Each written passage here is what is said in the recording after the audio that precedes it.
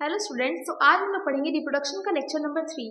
Already first और second lecture हम लोग डिस्कस कर चुके हैं, जिसमें हम लोग रिप्रोडक्शन का डेफिनेशन, रिप्रोडक्शन का इंपॉर्टेंस और मोड ऑफ रिप्रोडक्शन सेक्सुअल और एसेक्सुअल और उन दोनों के भी इंपॉर्टेंस के बारे में हम लोग पढ़ चुके हैं।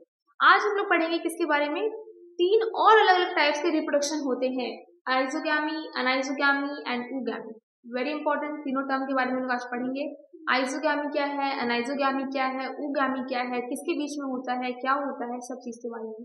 तो सबसे पहले स्टार्ट करते हैं आइजोगैमी से। आइजोगैमी क्या होता है देखते हैं।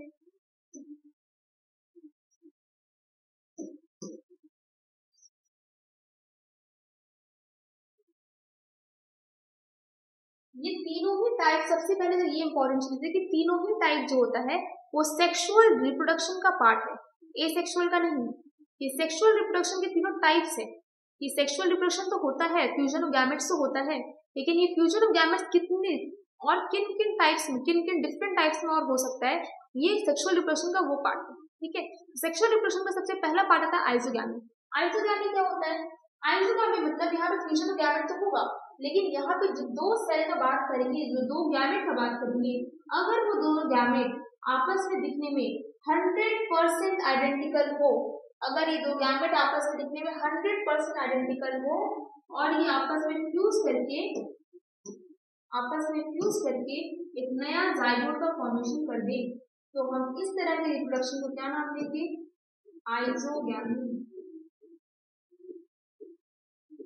क्या बोलेंगे, फिर से बोलते हैं। हम बोले कि अगर दो सेल, दो गैमेट जो आपस में फ्यूज करने वाले होंगे, अगर वो 100% आइडेंटिकल दिखने में हो, शेप में भी हो, साइज में भी हो, और आपस में इस तरह से फ्यूज करे कि एक नया जाइगोट का फॉर्मेशन हो जाए, तो उन सिमिलर सेल जो सेम शेप सेम साइज के हैं, इस तरह के रिप्रोडक्शन को हम लोग क्या नाम देंगे? आइजोगैमी। आइजो मतलब सेम, गैमी मतलब फ्यूजन। तो सेम सेल सेम गैमेट्स का, सेम तरह के गैमेट्स के जब फ्यूजन होता है तो इसका नाम हम लोग क्या देते हैं? आइजोगैमी। क्या लिखा है डेफिनेशन, एक बार पढ़ते हैं आइजोगैमी का। It is a method of sexual reproduction. ये एक सेक्सुअल रिप्रोडक्शन का मेथड है where two morphologically similar gametes, isogametes, unite together to form a diploid zygospore। क्या बोल रहा है कि ये एक ऐसा रिप्रोडक्शन का पार्ट है जहां पे दो गैमेट, ऐसे दो गैमेट जो मॉर्फोलॉजिकली सिमिलर हो। मॉर्फोलॉजी मतलब यहाँ पे दो टर्म आता है, मॉर्फोलॉजी और एनाटॉमी। मॉर्फोलॉजी और एनाटॉमी क्या डिफरेंस है दोनों में? पहला टर्म है मॉर्फोलॉजी और दूसरा है एनाटॉमी। कहीं पे आपको लिखा हुआ मिलेगा मॉर्फोलॉजी, कहीं पे लिखेगा हमको एनाटॉमी। क्या डिफरेंस है? मॉर्फोलॉजी मतलब होता है एक्सटर्नल और एनाटॉमी मतलब होता है इंटरनल। तो अगर कभी भी दो सेल या फिर एक सिंगल सेल भी मॉर्फोलॉजिकली सिमिलर, मतलब बाहर से दिखने में अगर सिमिलर हो, कोई भी सेल अगर बाहर से दिखने में सिमिलर हो तो हम उसे कहेंगे मॉर्फोलॉजिकली सिमिलर। और अगर कोई सेल अंदर से दिखने में सिमिलर हो, अंदर से इंटरनली, तो हम उसे कहेंगे एनाटॉमिकली सिमिलर। तो यहाँ पे तीनों टाइप रिप्रोडक्शन के 3 टाइप है, ये एनाटॉमिकली के बेसिस पे नहीं है, ये है मॉर्फोलॉजिकली के बेसिस पे। मतलब जब दो सेल एकदम सिमिलर हो मॉर्फोलॉजिकली, मतलब बाहर से दिखने में, शेप और साइज में, तो जब उनका फ्यूजन होगा तो वो दोनों हैप्लॉइड गैमेट्स जो सिमिलर दिख रहे हैं, उनका फ्यूजन पे एक डिप्लॉइड जाइगोस्पोर का फॉर्मेशन होगा। जाइगोस्पोर क्या है? सिंपली जाइगोट बोल सकते हैं। एक डिप्लॉइड जाइगोट का फॉर्मेशन होगा और इस तरह का आइजोगैमेट का फ्यूजन से बना हुआ डिप्लॉइड जाइगोस्पोर को हम लोग क्या नाम देंगे? आइजोगैमिक। वही चीज यहाँ पे लिखा हुआ है, फिर से पढ़ते हैं। It is a method of sexual reproduction where two morphologically similar gametes, isogametes, unite together to form a diploid zygospore. Example, conjugation in Spirogyra। Spirogyra में किस तरह से होता है ये हम पढ़ेंगे, अगर नहीं पढ़ेंगे, हमारे सिलेबस का पार्ट में नहीं है ये, तो भी हमें ये पता होना चाहिए कि स्पाइरोगायरा जो है ये एक लोअर एल्गी है, और लोअर एल्गी में जितने भी गैमेट्स बनते थे वो सारे आइसोगैमेट्स होते थे और इनके फ्यूजन पे एक डिप्लॉइड जाइगोट बनता था। तो इसका एग्जाम्पल हम याद कर सकते हैं कि आइसोगैमेट देखने को किसमें मिलता है? ये देखने को मिलता है हमें स्पाइरोगायरा में। स्पाइरोगायरा एक एल्गी है, ग्रीन एल्गी। नेक्स्ट यहाँ पे बोल रहे हैं अनाइजोगैमी। अनाइजोगैमी कैसे पहचानेंगे अनाइजोगैमी को? ये हमारा एक सेल है, ये हमारा एक सेल है, यहाँ पे एक जाइगोट का फॉर्मेशन भी होगा। लेकिन हो सकता है कि इसके ऊपर एक फ्लैजिला हो, इसके ऊपर 3 फ्लैजिला हो, ये आपस में कंबाइन करें, ये था एन गैमेट हैप्लॉइड, ये भी हैप्लॉइड, और ये बना दिया 2n। ये क्या है हमारा जाइगोट। इसका नाम हम क्या देंगे,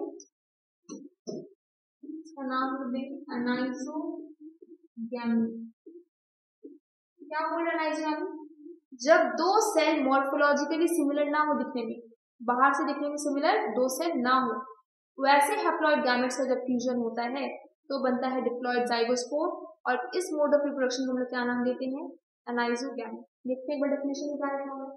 It is a process of sexual reproduction where two morphologically dissimilar gametes, दो morphologically dissimilar gamete है, अनाइसोगैमेट इसको बोलेंगे, अनाइसोगैमेट unite together to form a diploid zygote।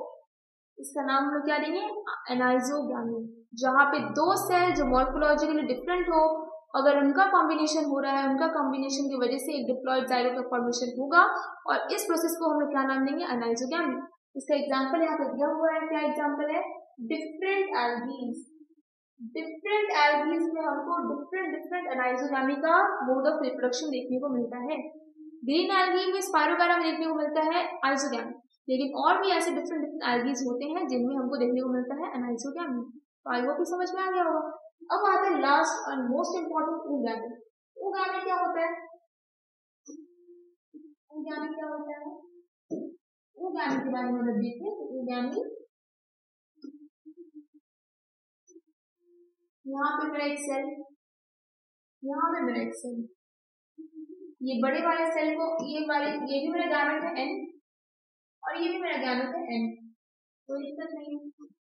इसको हम लोग बोलेंगे एग सेल, और इसको हम लोग बोलेंगे स्पर्म सेल, या फिर इसको बोल सकते हैं मेल गैमेट, और इसको हम लोग क्या बोल सकते हैं, फीमेल गैमेट। इसको बोलेंगे एग सेल, जिसका नाम है फीमेल गैमेट, इसको बोलेंगे स्पर्म, जिसका नाम है मेल गैमेट। तो जब तुम्हारा एग सेल या फिर फीमेल गैमेट इतना लार्ज साइज का हो और मेल गैमेट इतने स्मॉल साइज का हो, और मेल गैमेट के पास फ्लैजिला हो, फ्लैजिला क्या है, एक ऐसा ऑर्गन जो उसको मूव करने में हेल्प करता है। हम लोग ऑलरेडी फ्लैजिला के बारे में सेंसिटिविटी एंड रिस्पॉन्स चैप्टर में पढ़ चुके हैं कि फ्लैजिला क्या है, एक ऐसा लोकोमोटरी ऑर्गन है जो ऑर्गेनिज्म को एक पोजीशन से दूसरे पोजीशन में मूव करने में हेल्प करता है। तो अगर किसी के पास, ये मेल गैमेट के पास अगर ये फ्लैजिला हो, और वो अगर फ्लैजिला तो क्या होगा, ये मोटाइल होगा, मोटाइल मतलब मूव करने का एबिलिटी रखता होगा, और इसके पास कोई भी फ्लैजिला नहीं है और साइज भी बहुत अच्छा खासा बड़ा है, तो ये मूव करने का एबिलिटी अपने अंदर नहीं रखता होगा। तो हम लोग बोल सकते हैं कि ये कैसा होगा, ये होगा हमारा नॉन मोटाइल। तो जब non motile large female gamete का कॉम्बिनेशन एक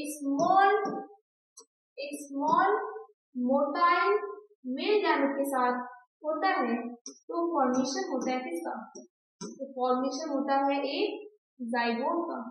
और इस तरह के रिप्रोडक्शन को हम लोग क्या नाम देते हैं, इस तरह के रिप्रोडक्शन को हम लोग नाम देते हैं oogamete।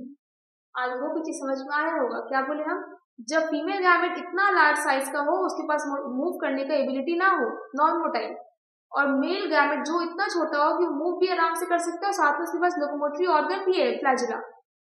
तो इस तरह का रिप्रोडक्शन को, मोड ऑफ रिप्रोडक्शन जहाँ पे फीमेल गैमेट बहुत बड़ा है नॉन मोटाइल, मेल गैमेट बहुत छोटा है मोटाइल, और दोनों में हो रहा है क्या, दोनों में हो रहा है कॉम्बिनेशन, दोनों में हो रहा है सेल का फ्यूजन। तो यहाँ पे जो डिप्लॉइड जाइगोट बनता है, डिप्लॉइड जाइगोट, इस तरह के रिप्रोडक्शन को हम लोग क्या नाम देते हैं, इस तरह के रिप्रोडक्शन का नाम देते हैं ना oogamete। और हमें देखने को भी मिलता है ये चीज कहाँ पर, ह्यूमन बींग्स के अंदर। जो मेल होता है, मेल का जो स्पर्म होता है वो फीमेल के बॉडी तक जाता है, फीमेल का एग सेल कभी भी स्पर्म तक नहीं जाता। क्यों, क्योंकि स्पर्म के पास मोटिलिटी होता है, उसके पास फ्लैजिला होता है, लेकिन फीमेल के एग सेल के पास ऐसा कुछ नहीं होता। फीमेल का एग सेल बहुत इतने बड़े साइज का है, लेकिन इतने में मेल का कम से कम 600 मिलियन स्पर्म्स आ सकता है। सोचो स्पर्म का साइज कितना छोटा है और फीमेल एग का साइज कितना बड़ा है। तो जो छोटा सेल जब बड़े सेल से कंबाइन करता है तो वहां पे क्या होता है, फ्यूजन ऑफ गैमेट। और इस तरह के फ्यूजन ऑफ गैमेट को हम लोग क्या नाम देते हैं, oogamete। एक बार पढ़ते हैं यहाँ पे डेफिनेशन क्या लिखा हुआ है। डेफिनेशन में क्या लिखा है oogamete का, it is a process of anisogamy where male motile microgamete मतलब छोटा gamete unites with female sessile microgamete. ये मैक्रो है मतलब साइज में बड़ा है, सेसाइल मतलब वो हिलने का एबिलिटी नहीं रखता। To form a diploid oospore, oospore भी कुछ और नहीं बल्कि जाइगोट को ही बोलते हैं। एग्जाम्पल फर्न हुआ, मॉस हुआ, ये इन सब में देखने को क्या मिलता है हमें, इन सब में देखने को मिलता है इन सब में देखने को मिलता है oogamete। तो आई होप आइजोगैमी, अनाइजोगैमी और oogamete में सारा का सारा डिफरेंस क्लियर हो गया होगा। अब आता है एक नया टर्म जिसका नाम है पार्थेनोजेनेसिस। क्या होता है? Parthenogenesis is a natural method of asexual reproduction in which a haploid egg directly develops into haploid embryo and then into haploid organism without fertilization with male gametes।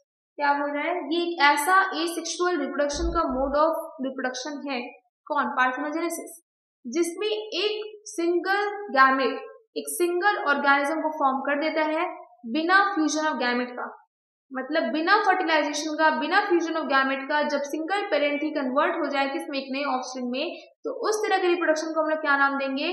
Parthenogenesis. Parthenogenesis एक ऐसा asexual reproduction है जहां पे कोई भी fertilisation of gametes नहीं होता, fusion of gametes नहीं होता, और बिना फ्यूजन ऑफ गैमेट्स के हुए ही एक नए ऑर्गेनिज्म का फॉर्मेशन हो जाता है। वही चीज यहाँ पे बोल रहे हैं। फिर क्या बोल रहे हैं? It occurs naturally in different plants like spirogyra में होता है, यूकर में होता है, एग्जांपल लर्न करना होगा।